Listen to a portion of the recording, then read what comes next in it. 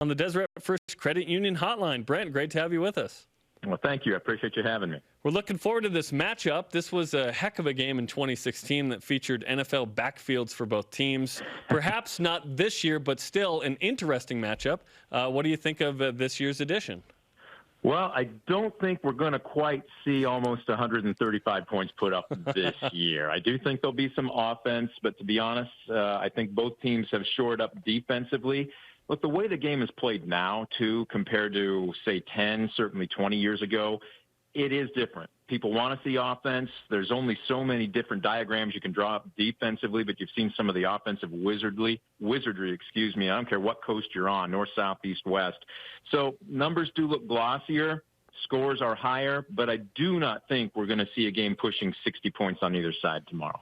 You know, BYU fans are certainly known to travel, and obviously with, being affiliated with the Church of Jesus Christ of Latter-day Saints, you have a lot of people all over the world that will go wherever BYU plays. So I'm going to kind of give you the opportunity to be the Toledo Chamber of Commerce here. For those that may be traveling to Toledo, what are some things they should do, maybe places to eat? If you're going to Toledo, what are you supposed to see? Wow. Well, it depends on how much time they have. If they're going to make it a day trip, then I would say there's really a lot to do that you probably would think, man, I wish I could stay another day. If they're going to stay a whole weekend and maybe come back on Sunday, you know, I'm fairly new here. This will be my fourth year coming from the Big Ten, and I wasn't quite sure what to expect myself when I moved. And the athletic director, as part of his push to get me to take the job, took a Saturday off and literally drove me around town. And I was stunned, incredibly impressed. You're going to see your fair share because Toledo's a test market for virtually every fast food chain in America. But there are also a lot of great local places. I guess to give you kind of an example, if you go downtown, there's a great Irish pub called the Blarney. It was the first meal I ever had with my wife when we moved here. It's owned by a local guy. He's a huge Toledo supporter, and you can't go wrong with a good Irish coffee and some potato latkes. If you like Italian, there's a great local place called Rosie's. It's a little bit off campus by about 15 minutes or so. It's literally in the middle of a residential neighborhood. You'd miss it if you weren't looking for it, but it's tremendous. City Barbecue is fantastic. You could go downtown, too, and go to a place called the Docks. As Lake Erie kind of funnels into the Maumee River, that kind of splits the city in two a little bit, there's a row with about 4 or 5 restaurants, and it's called the Docks. That's the generic term for it, and you can't go wrong just sitting and having a meal or a margarita and watching the ships pass. And then I would also be remiss if I didn't mention a couple places. There's a family. There seems to be one in every place we go to. Whatever restaurant they touch turns to gold. They're called Mancy. So if you look up Mancy's on the interwebs, you will find probably 5 or 6 restaurants. Throw a dart at one. You can't go wrong. They've got a steakhouse, they've got a seafood place, they've got a barbecue joint, an Italian place, and since they're a big sponsor of ours, and they're right on the edge of campus, if you've got BYU fans that are tailgating and maybe don't want to stretch their legs too much, it's called the Stubborn Brother Pizza Bar. And they will even set your tailgate up for you. If you find a spot, call them up. Wow. They'll have their pizza, their sandwiches. They are so intense on this that they funneled their water with a filter to try and make it like New York City tap water to try and recreate what pizza in Midtown Manhattan would taste like. So hopefully that gives you a smattering of places, at least restaurant-wise, go. Yeah, Brent, you did Toledo proud there. Very nice. Smattering. That was a plethora. Yeah, that was extensive. Hey. Fantastic. We've got an art museum. We've got Libby Glass here. I don't know if you guys have heard of that, but they actually make it here. They've got a huge outlet also downtown. I mean, there's a number of places that will give you a real good flavor of the city. All right, let's talk about some of the players in the game as well. So Bryant Koback, what a performance. Career-high 228 last week and 4 touchdowns. Toledo number 11 in the country in rushing offense. Is that where it starts and ends offensively with Toledo? BYU's attempt to stop the run? Here's what I would say, because it's all about matchups. You guys are well aware of this. And if the scout leans towards one particular area of your game one weekend, then you're going to go to that until the opposition can stop it.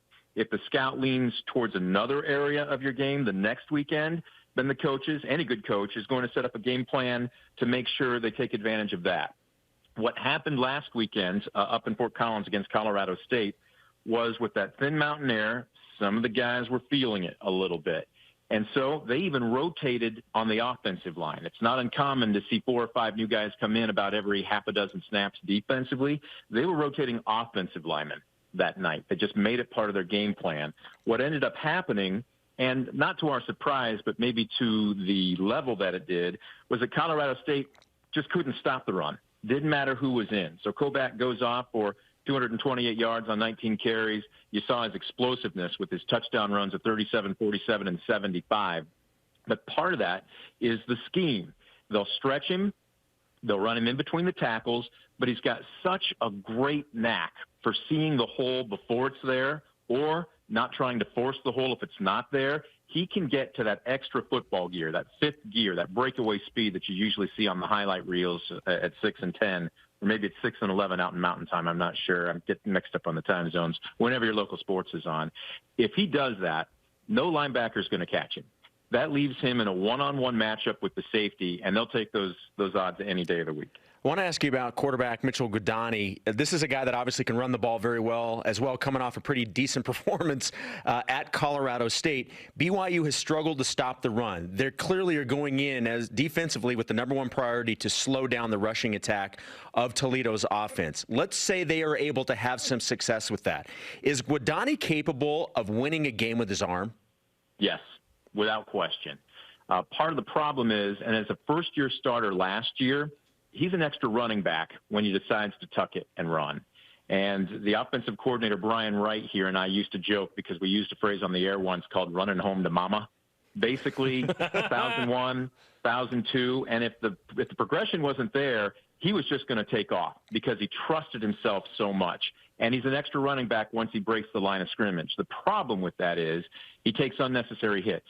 The season opener this year, perfect example of it. He did what he was supposed to do. He was sliding, and just at that unfortunate moment where the linebacker was coming in, he changed his level and took a shot in the head, boom, into concussion protocol, and he missed the second half of that game. His passing stats in that opener to that point, he was 7 for 12 for 122 yards.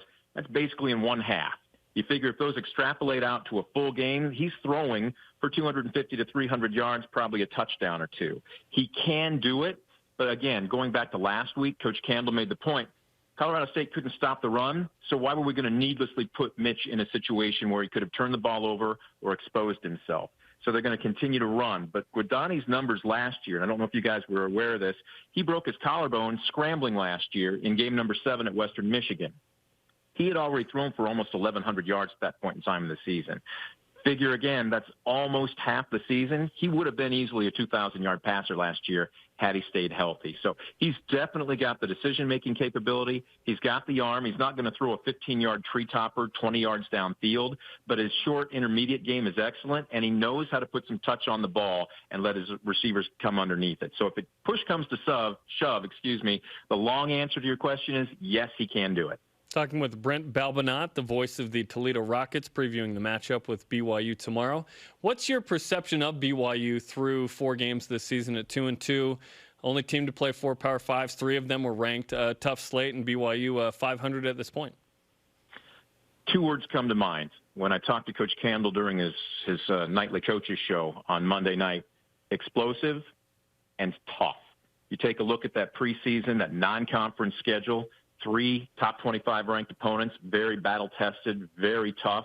We're talking, I'll paraphrase, grown-sized men, both on the offensive and defensive lines. If I remember right in watching the film for you guys against Washington last weekend, had a little trouble hanging on to the football. Those were extra opportunities that you probably don't want to give anybody, much less a top 25 ranked team. But offensively, even with the loss of your stud running back, still a lot of weapons, and very concerned about how the Cougars basically stretch the width of the field, 53 1/3 to 53 1/3. They're going to have to create some individual matchups this weekend.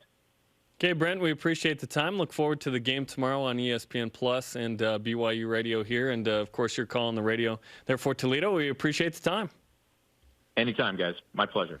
That was Brent Balbinot on the Deseret First Credit Union Hotline. Deseret First, you know why, we show how.